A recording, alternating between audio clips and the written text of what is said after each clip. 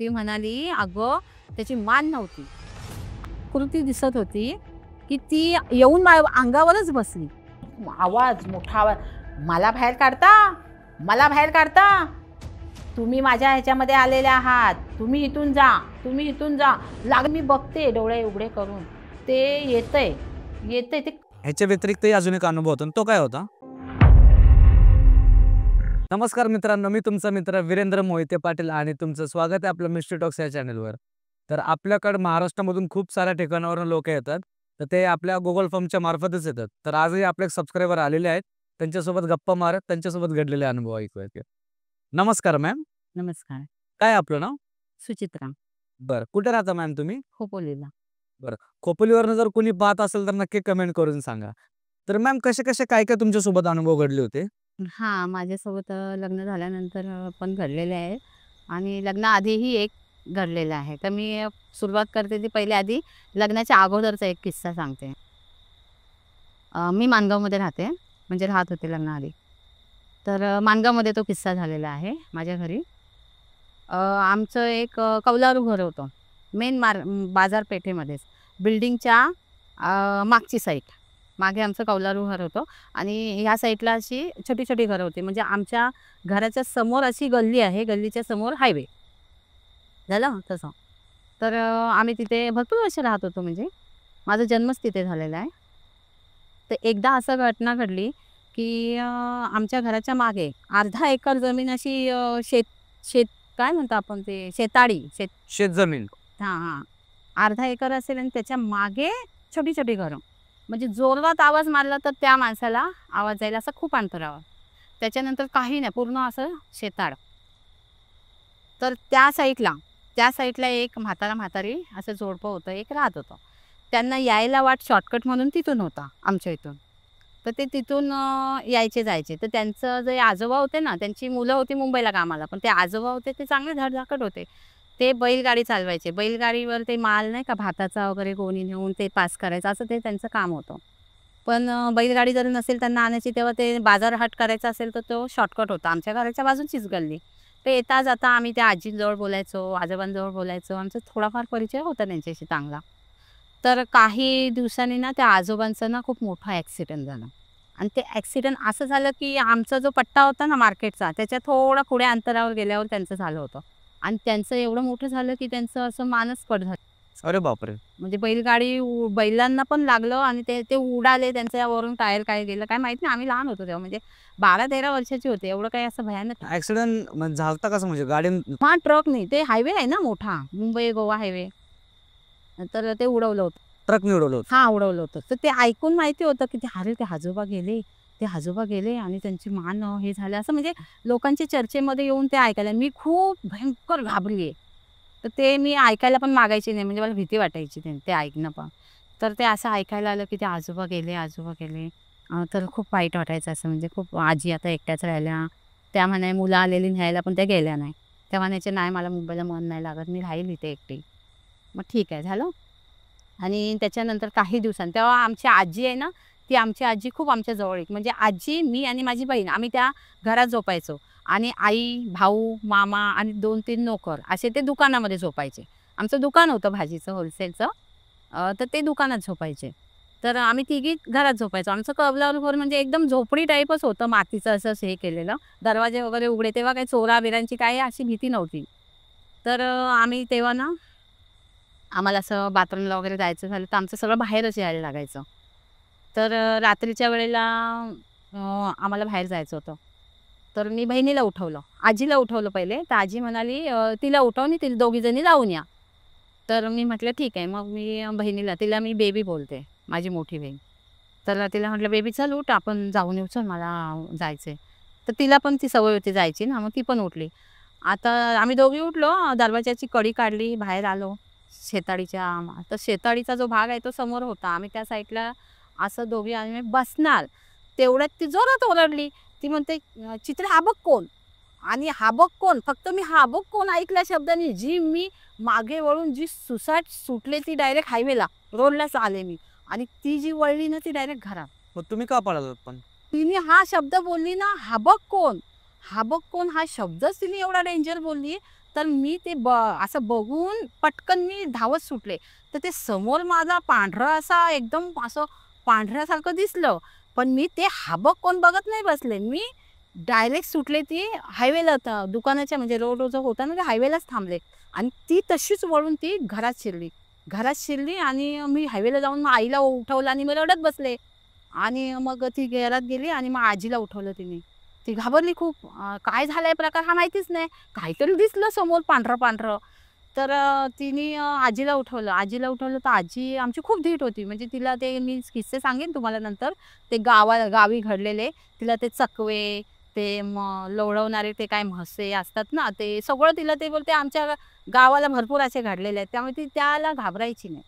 त्याला कसं जायचं ना, ते ती सांगायची. ती शिव्या द्यायच्या घाण-घाण. अशी तिची पद्धत होती, की असं आपल्याला काही आढळलं, तर सरळ शिव्या द्यायच्या, घाबरायचं नाही, बिनधास्त उभं राहायचं. मग ते आपल्याला घाबरवत नाही, असं ती म्हणायची. तर तिने ना ते काठी काढली आणि आपटत, आपटत, आपटत, आपटत, "कोण आहे? कोण आहे? कोण आहे?" ओरडत-ओरडत तिने अख्ख्या घराला असा फेरा मारला. तिला डाऊट काय होतं, की मुली घरात आहेत, कोण कोण असं माणूस, कोण पोरगा आहे की काय आलेला असं. छेडायला वगैरे आलं.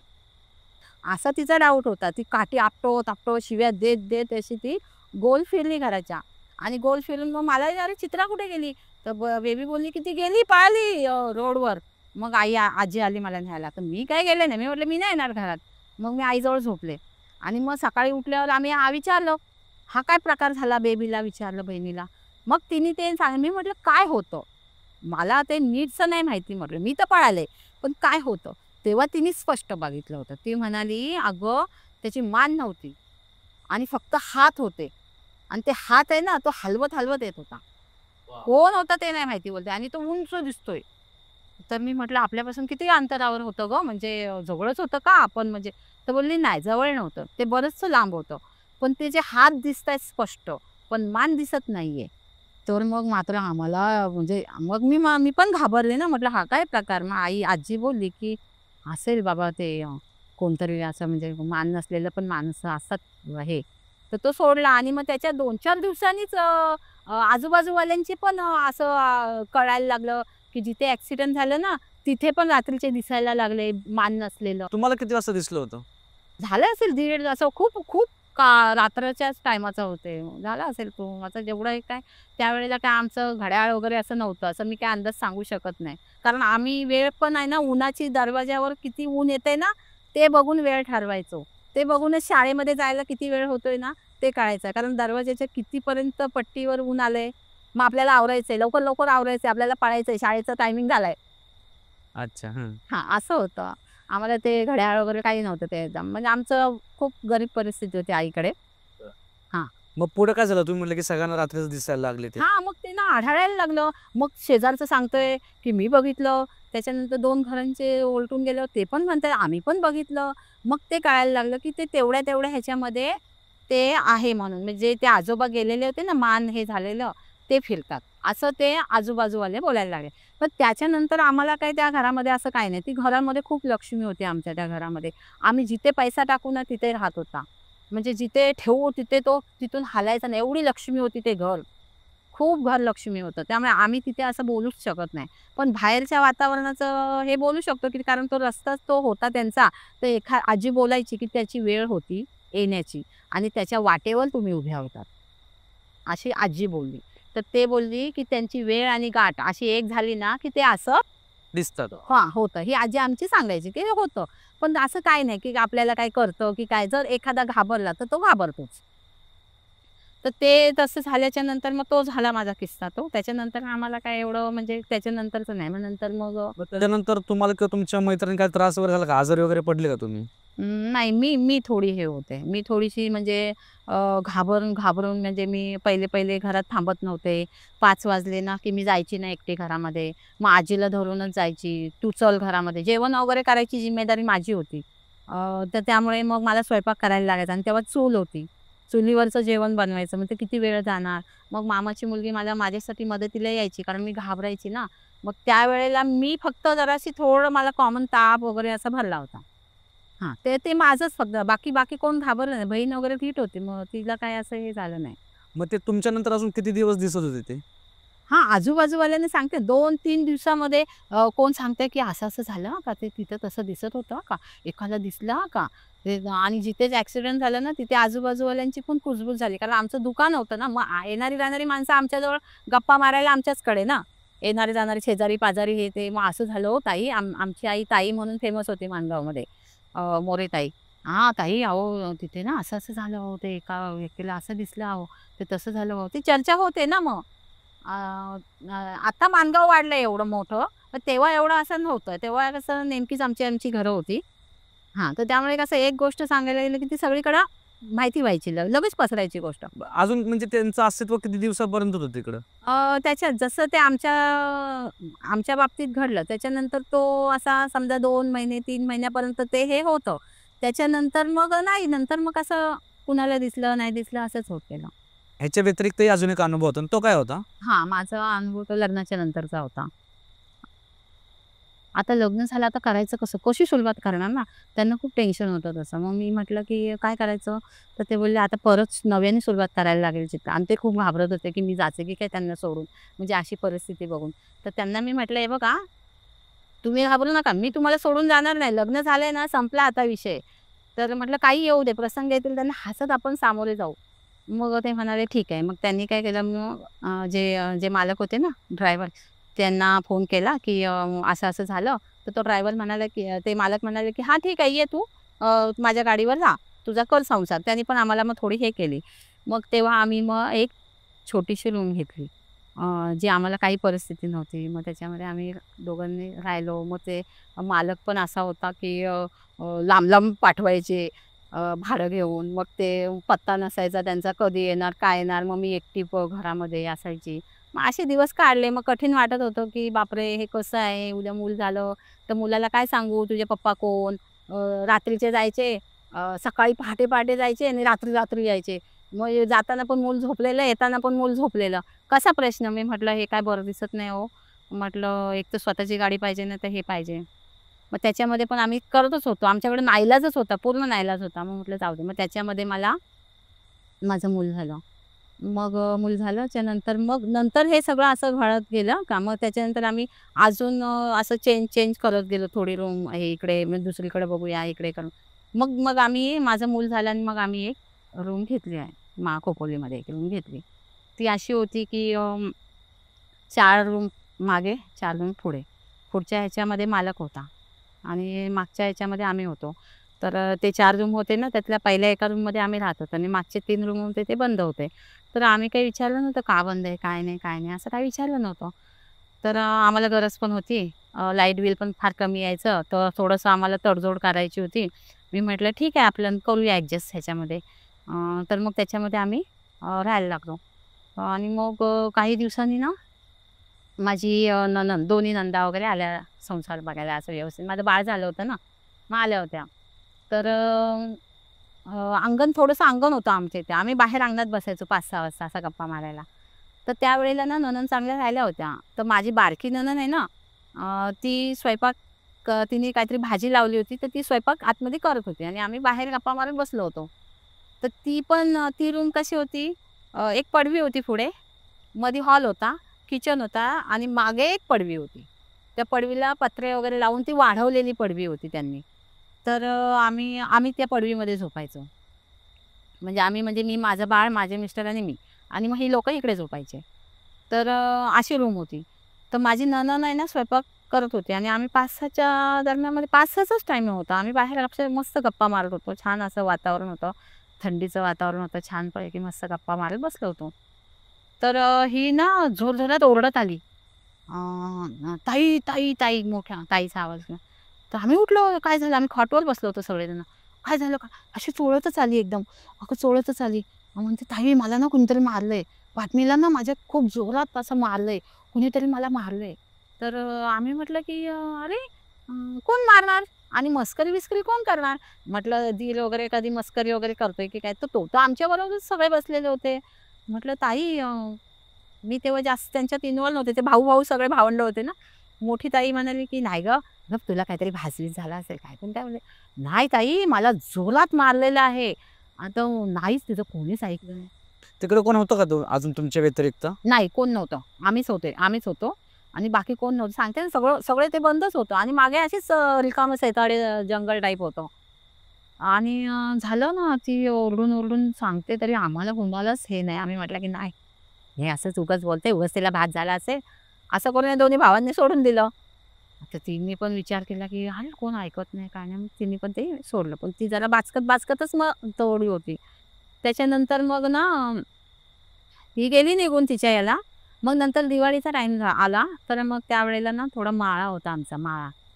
आणि किचनच्या वरतीच माळा होता. तर साफसफाईसाठी माळ्यावर ना खूप जाळ्या जळमाट्या झाल्या घाण असेल खूप. खूप.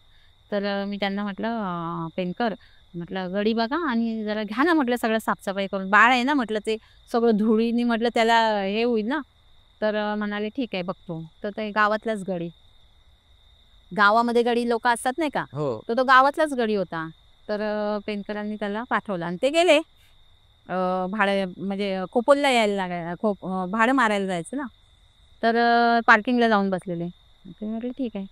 तर ते असंच 12-1 सकाळ दुपारचा टायमिंग मी असं म्हणजे बनवत होते म्हणजे तोच टायमिंग होता. तर तो त्याने आधी घर-बीर सगळं झाडून-बिडून घेतलं. त्याच्यानंतर मी म्हटलं, "मामा वरती जा आणि वरती सगळ्या जाळ्या जळमाट्या झाल्या त्या काढा." म्हटलं, "सगळ्या वाऱ्याने ना सगळं खाली येतं ते पोराला म्हटलं येऊन आणि म्हटलं धुळीची मला पण ॲलर्जी आहे म्हटलं ते काढा." तर तो बोलला, "ठीक आहे, ठीक आहे." मग ती आमची मोठी शिडी होती. त्या शिडीवरून तो चढला आणि चांगलं उंच होतं अहो, उंच म्हणजे कौलारूवर पण ते उंच होतं एकदम खूप. तर तो माळा पण उंच होता आणि मी काहीतरी करत होते. तो साफ-सफाई करता ना, तो असा काही आपटला ना जोरात, तो असा आपटला की मला असं माझ्या मागेचूनच असं म्हणजे जसं काही मला असं घसरूनच तो पडला. मी मागे वळून बघते तर तो पूर्ण आदळला आणि तो तसाच उठला आणि पळाला. डायरेक्ट पळाला तो. त्या शिडी वगैरे तुटली होती काय? माळ वगैरे तुटली? काही नाही का शिडी उभी. हां, शिडीवर चढला ना, ती शिडी बाजूला उभी. हां, आणि तो झाडतोय. मी काही त्याकडे लक्ष नाही दिलं. तो गेला. तो खूप वेळ झाला करत होता आणि मी बनवत होते काहीतरी. पण मागून तो पडला ना, तर माझ्या असं मला हे झालं ना एकदम मला. तर बघते ना, तर तो एवढा जोरात आपटला आणि तो आपटला. मी ओरडले त्याला बघून म्हणजे जोरात. तो मला नवल वाटते, की एवढा जोरात आपटलेला माणूस उठतोय आणि पळतोय. काहीच बोलत नाहीये, की लागलंय का बाबा तुला? काय लागलंय-बिगलंय? आपण बोलतो ना, किती जोरात, आई गं! असं जोरात त्याला ओरडले. हा पळाला, हा पळाला. तर म्हणून मी त्याच्या मागे गेले. म्हटलं, "पळाला का हा एवढा जोरात?" पळाला आणि तो डायरेक्ट तिकडे रोडवर आणि लागला ना ओरडायला का मला ना कुणीतरी ढकललंय, मला ना कुणीतरी ढकललंय. गोंगाट करायला लागला. तर आम्ही होते. मला दीर होता की नाही मला आठवत नाही. पण मग मी ह्यांना पाठवला. म्हटलं, "जा त्या पार्किंगवरून त्यांना बोलवून आणा." मग हे आले. मग म्हणाले, "दादा, नाही, नाही, मला बोलू नका. मी आता ह्याच्यापुढे तुमच्या साफसफाईला येणार नाही." तर बोलले, "अहो, झाला काय?"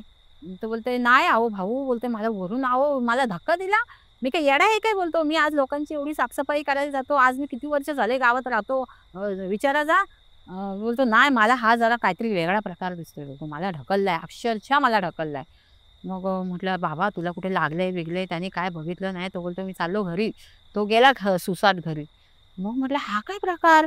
मग मी म्हटलं ह्यांना पण बोललो. हे पण जरासं हे झाले, की "अरे हा आपटला, काय हा असं आहे?" आणि तो स्पष्ट सांगतोय, की "मला ढकललं, कदाचित पडला असेल." तुम्ही आता कसं बोललात सीडीवरून हे तुटली का? तर ते माझे मिस्टर आले. त्यांनी बघितलं पण, की पिलेला तर नव्हता. म्हणजे पियाला आहे का? तर पिलेला तर नव्हता. आणि त्यांनी चांगलं घर-बीर सगळं साफ तर केलेलं होतं. मग ते शिडी तर एक साईडला उभी आहे. तो झाडत होता. मग कसं काय म्हणजे ते निरीक्षण आम्ही केलं. तर आम्ही ते सोडून दिलं. मग ते पण विषय थोडे दिवस थांबून आम्ही सोडून दिलं. मग त्यांनी काय सांगितलं का काय दिसलं वगैरे? नंतर मग काय झालं तो काय 2-3 दिवस तो आलाच नाही. मला वाटतं तो आजारी पडला असेल की काय ते मला माहिती नाही. तो 2-4 दिवस आलाच नाही. पण 2-4 दिवस ती आमची कंडिशन अशी झाली का हे भाड्या म्हणजे पार्किंगला जात होते ना, तेव्हा मग उशिरा कधी-कधी यायचे ना, मग त्यावेळेला मी एकटी असायची आणि हा प्रसंग जरा झालेला होता. त्यामुळे मग सासू-बिसूचा फोटो वगैरे लावलेला होता. तर मला धीरसाठी मी कशी म्हणायची, "बाबा, सासूबाई तुम्ही कुठे असाल तर आमचं संरक्षण करा हो." म्हटलं, "मी सूनबाई आहे, तुमचा हा नातू आहे." म्हटलं, "हे एवढं प्रकार होते, आमचं संरक्षण करा हो." मग मी सारखे त्यांचे हात जोडायची आणि नामस्मरण घ्यायचे. आणि ते गुरूंचं नामस्मरण मला पहिल्यापासून सवयच आहे ती. तर त्यांचं नामस्मरण घेत, घेत, घेत, घेत मी तशीच झोपायची मग. मग त्यावेळी मला असं म्हणजे असं त्यांनी किंवा मला कुणी असा त्रास नाही दिला. आपण उगाचच हे नाही बोलायला पाहिजे. नंतर मग काही दिवसांनी माझी आई आली. आई आली तर ती 8 दिवस जरा राहायलाच आली होती. थोडीशी जराशी कमजोरी आली होती. तर ती आराम करण्यासाठी म्हणून माझ्याकडे आली. आणि तिला मुलाचा ओढा होता ना, म्हणून ती आली होती. तर आली 4-8 दिवस राहिली चांगली आणि अचानक काय झालं, ती हॉलमध्ये झोपली. हॉलमध्ये दीर आणि ती झोपली. त्यावेळेला माझी मोठी नणंद आली होती त्यावेळेला. तर ते तिघं जण झोपले होते. आम्ही आमच्या मागच्या पडवीत झोपत होतो. तर अचानक ना आईनी ना मधूनच जोरात किंचाळली. बरं मग? आणि ती जोरात किंचाळली, एवढी जोरात किंचाळली, की आम्हाला पडवीमध्ये आवाज आला. आमची मागची पडवी होती तर. तर मी तिथून त्यांना म्हटलं, "हो, आईचा आवाज आला ओरडण्याचा." तर ते म्हणाले, "नाही काय माहिती नाही." तर बघतोय तर ते बोलत होते ना हॉलमध्ये आई, दीर आणि माझी नणंद बोलत होते. तर मी म्हटलं, "आवाज येतोय." म्हटलं, "चला बघूया, आई उठलेली आहे. आईचा आवाज आला ओरडण्याचा." मग मी गेले. आम्ही गेलो दोघं पण. म्हटलं, "काय आई काय झालं? आई काय झालं? घाबरली का तू?" तिला पाणी वगैरे दिलं. ती ॲक्चुअली खूप घाबरली होती. अशी तर माझी आई अनुभवीच होती. तिचे पण अनुभव मी तुम्हाला सांगेन किती झाले त्या गावाला. एवढी म्हणजे न घाबरणारी बाई, तिला तेव्हा एवढा घाम फुटून ती अशी बोबडी वळत होती तिची. तर मी म्हटलं, की "काय झालं आई तुला?" तर तिने मला सांगितलं नाही कारण मी घाबरेल म्हणून. ती म्हणाली, "काय नाही, काय नाही. असंच गं, काय नाही स्वप्न पडलं मला बेकार स्वप्न पडलं. काय नाही, झोपा, झोपा तुम्ही झोपा." तर मग तिने ते दीराला नंदीला सांगितलं होतं ना. मग त्याच्यानंतर मग तिने माझ्या मिस्टरांना पण सांगितलं आणि मग त्यावेळेला मला ती म्हणाली, की "चित्रा, इथे राहू नका." तर मी म्हटलं, "आई, खरं-खरं सांग," म्हटलं, "काय झालं?" किती दिवसानंतर सांगितलंय तुम्हाला? आईनी आई पहिली इथून नाही, मला आई तिने दुसऱ्या दिवशीच तिची बॅग भरली. बॅग भरली आणि ती गेली. गेली निघून. मग मग मी म्हटलं, "आई तू आराम करायला आली, अचानक काय?" मला थोडीशी पाय चुकचुकली माझ्या मनामध्ये. मला थोडा ना पण मला ही लोकं सांगत नव्हती. कारण मी अशी घरामध्ये एकटी असायची ना झोपायला. मग माझी नणंद पण बोलली, की "त्या काही गोष्टी तिला सांगू नको. अ, तुम्ही लोकं बाहेर जाता, ती घरात असते एकटी, तर ती घाबरेल." तर काही गोष्टी सांगत नव्हते.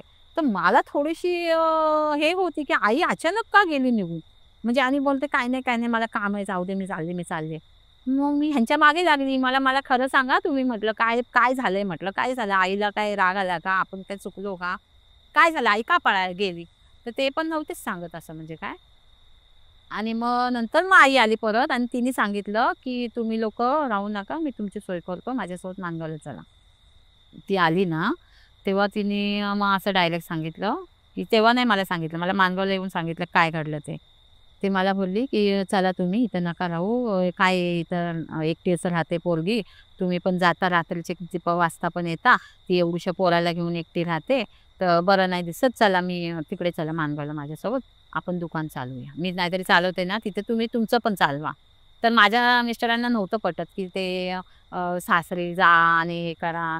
कारण ते म्हणाले, की नाही ते माझे मिस्टरांचे जे मित्र होते ना, ते एवढे जिवलग होते ना, की आम्ही चाललो होतो ना माणगावला, तर ते एक मित्र तर फोनवर पण रडत होते.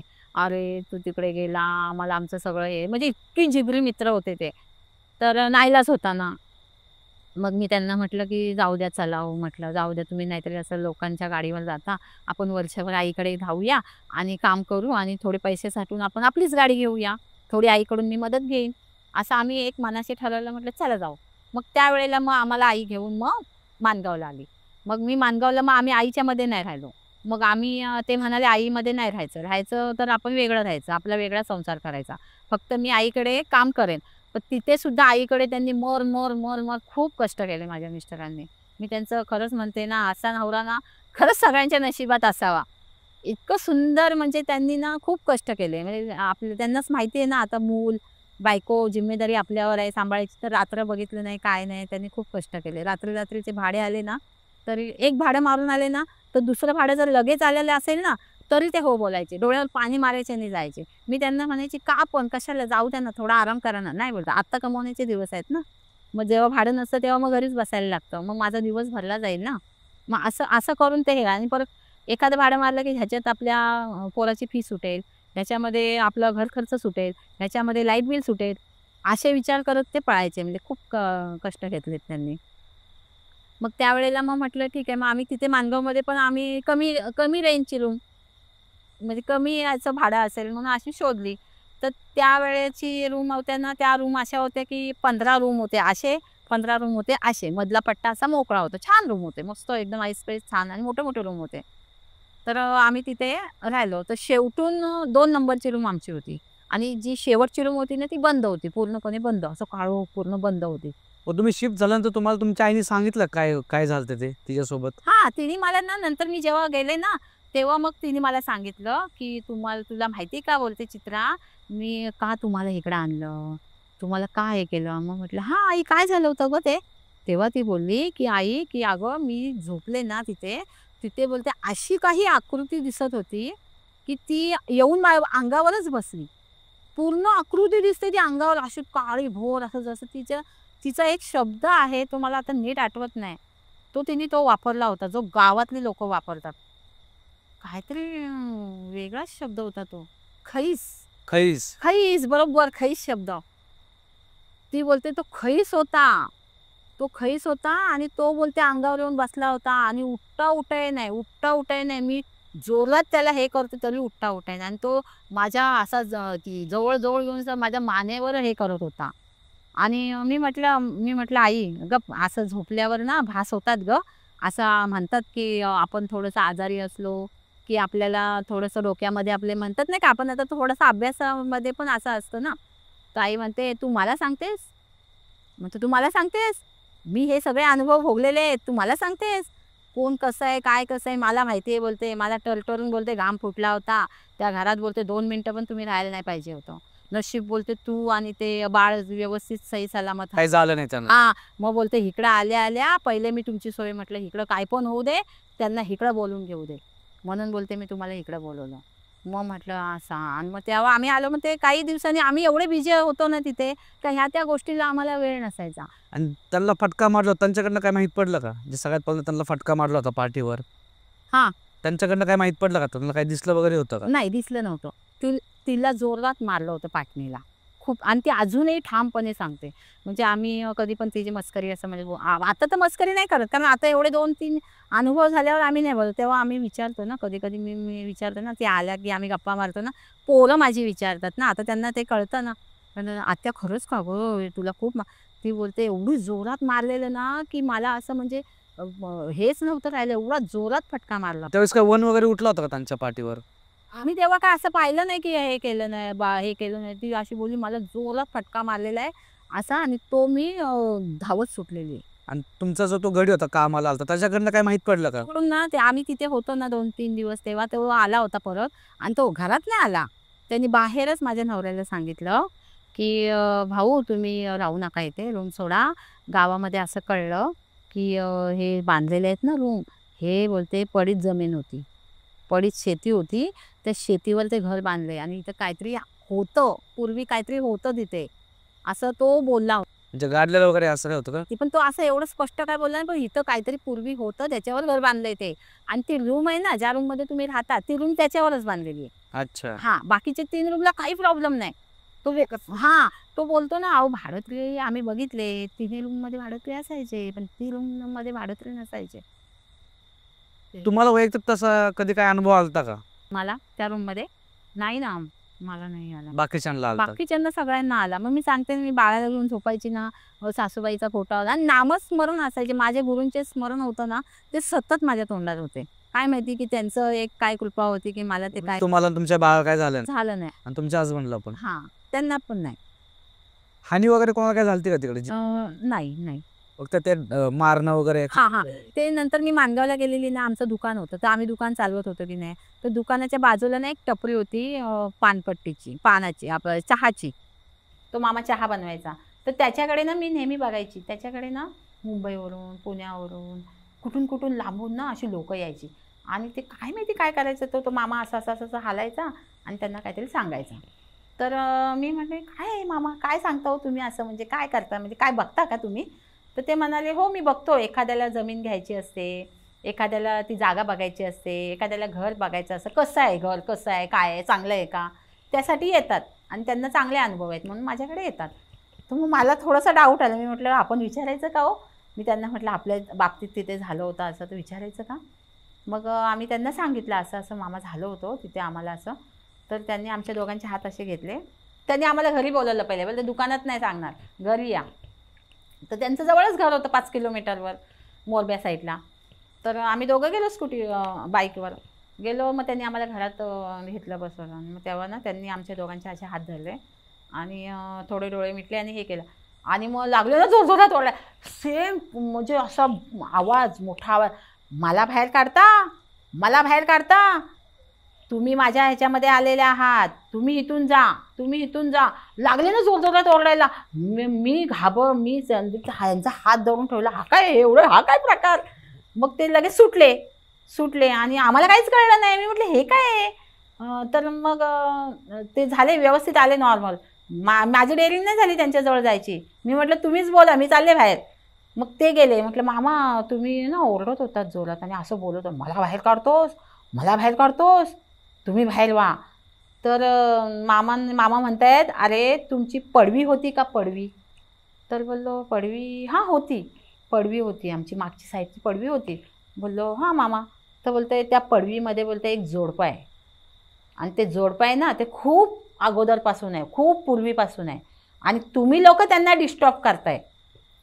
त्यामुळे ते लोक तुम्हाला फक्त भास दाखवत आहेत, तुम्हाला असं अस्तित्व दाखवून देत आहेत की तुम्ही जा, आम्ही आहेत, हां हे आमचं आहे. माझ्या मला कटाळा म्हणजे हे आमचं आहे हो, तुम्ही जा, तुम्ही आमच्या ह्याच्यामध्ये आला तो. तर मग त्यांना पण जरा हे झालं की म्हणजे त्यांना पण माझ्यासारखंच झालं ना, मग त्यांना पण काय असं आढळलं नव्हतं. मग त्यांना पण जरा थोडं फील व्हायला लागलं की नाही बरोबर हे काहीतरी होतं असा प्रकार. बरं झालं आपण ती रूम सोडली, म्हणजे ते एक सिद्ध झालं. त्याच्यानंतर मग आम्ही माणगावमध्ये ती रूम घेतली, मी सांगितली ती. तर त्या रूमच्या अगोदर मी आता थोडं मागे जाते. लग्नाच्या अगोदरचं एक घाटी मामा होते, एक फॅमिली होती, ती पण भाजीवालेच होते. पूर्वीचे आम्ही होते पहिले आणि ते नंतर नवीन आले होते. ते घाटावरचेच होते, पुण्या साईडचे कुठले. तर ती जोडी खूप सुंदर होती, घाटी मामा आणि घाटी मामी. तर तिला आम्ही मामा मामी बोलायचं. ती बाई इतकी सुंदर दिसायला होती ना, गोलपान उषा चव्हाणसारखी सेम, अंगावर डागिने बिगिने घालून आणि काष्टा वगैरे घालायची सेम तशीच ती. तर मला फार आवडायची ती. तर मी सतत तिच्याचकडे असायची, म्हणजे दुकानात बसायची, तिच्यासोबत गप्पा मारायची तर मी तिच्यासोबत सहवासात होते भरपूर वेळा. पण तिला ना मूल नव्हतं होत. खूप ट्राय केलं तिने, खूप नवस केले. तिला जास्त करून मांढलदेवीचा खूप तिला हे होता, म्हणजे खूप तिला ओढा होता. दरवर्षी ती यात्रेला जायची, त्या थंडीमध्ये नाही का यात्रा असते मांढलदेवीच्या, मग आम्ही पण तिच्यासोबत जायचो. तिने खूप देवाधर्माचं खूप केलं, पण तिच्या आता नव्हतं योग तिच्या नशिबात. पण तो नवरा इतका जीवापाड प्रेम करायचा ना तिच्यावर, खूप जाम जपायचा तिला.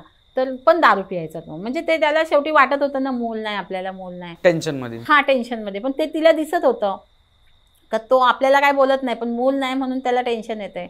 तर तिने म्हणजे खूप वेळा सांगितलं मामीने की तुम्ही लग्न करा, दुसरं लग्न करा. पण त्यांनी नाही म्हणाले, आपण असंच राहू, नाही मी लग्न नाही करणार. तर ती जोडी होती म्हणतात, चांगली होती ती. पण माझं जेव्हा लग्न झालं ना त्याच्यानंतर असं कळलं की ती जी शेवटची रूम बंद होती ना चाळीमधली, त्या रूममध्ये ती लोक राहत होती आणि त्या रूममध्ये तिने स्वतःला जाळून घेतलं होतं. अरे बापरे.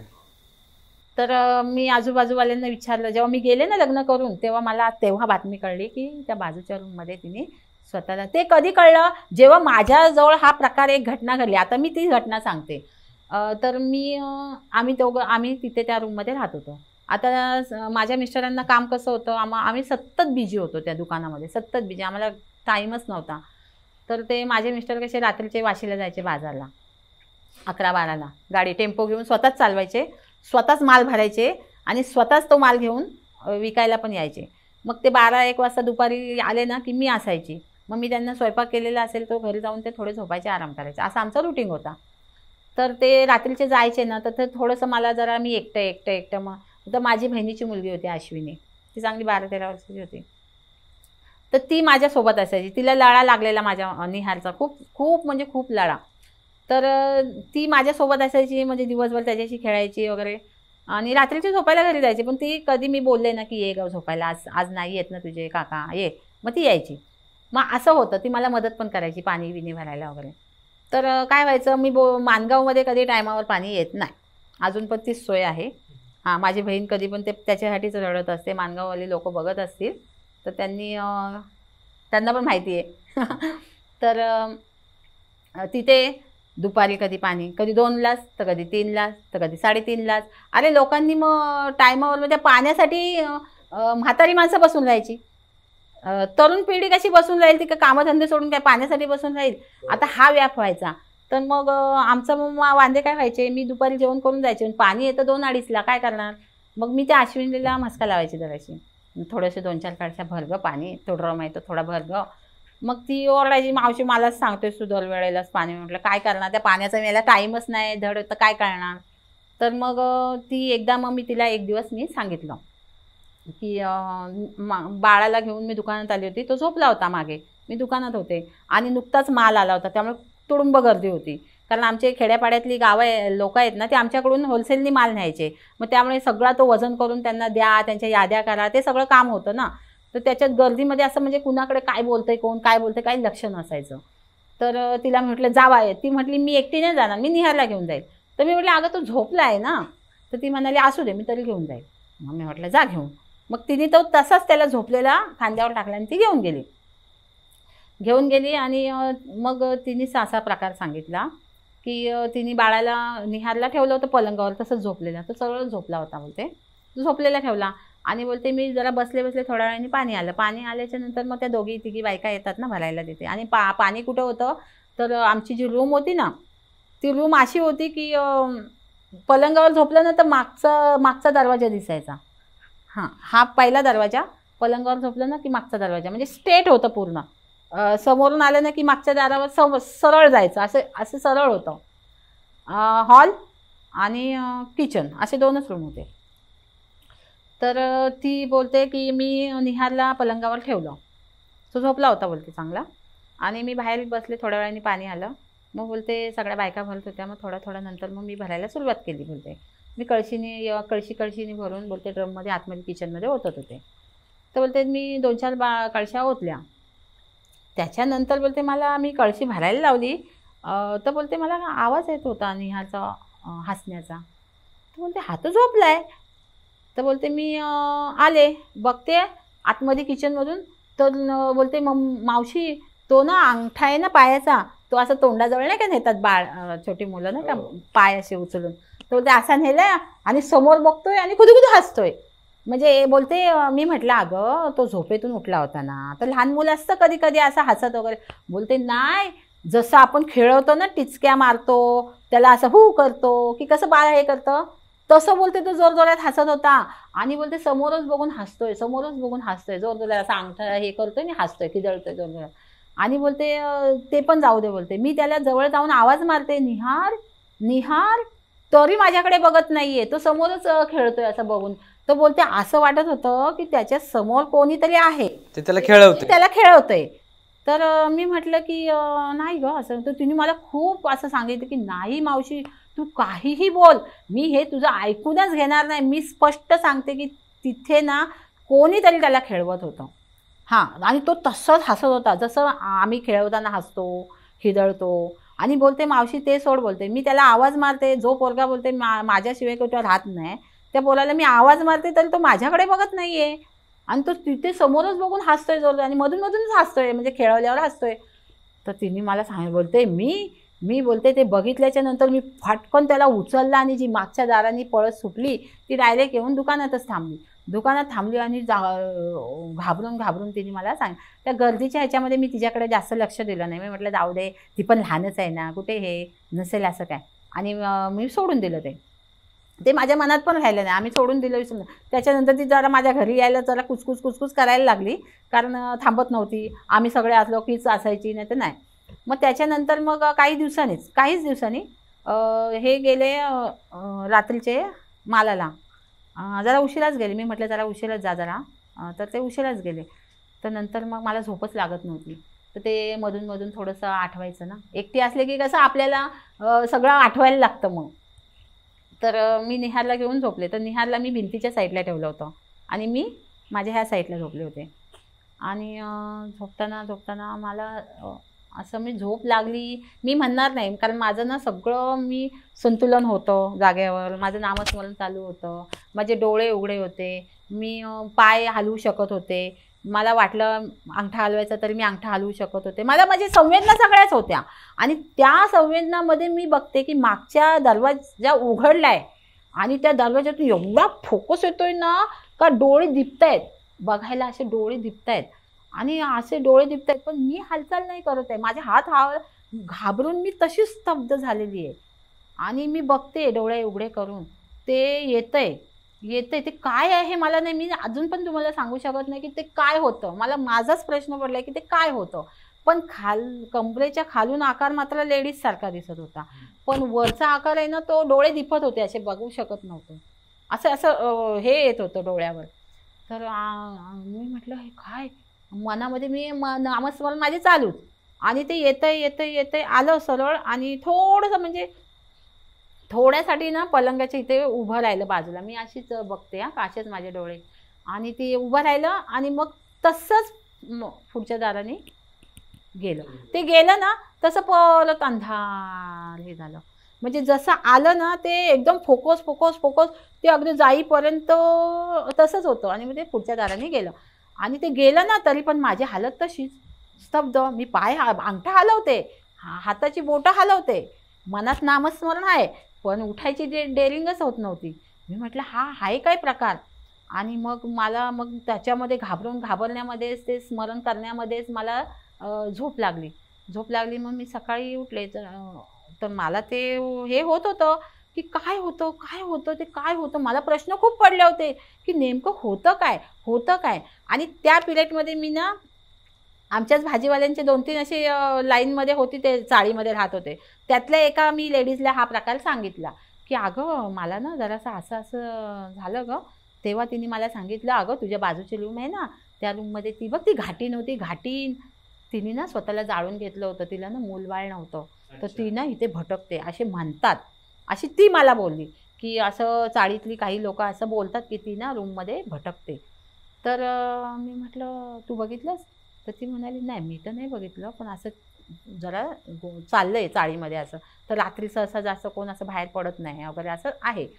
तर मी म्हटलं तिला तर मी चांगली ओळखते गं, कशी काय गेली गं, ती इतकी सुंदर होती, छान होती, मला आवडत होती, आणि ती कशी काय तिने जाळून घेतलं वगैरे, मला थोडंसं तिचं हे झालं.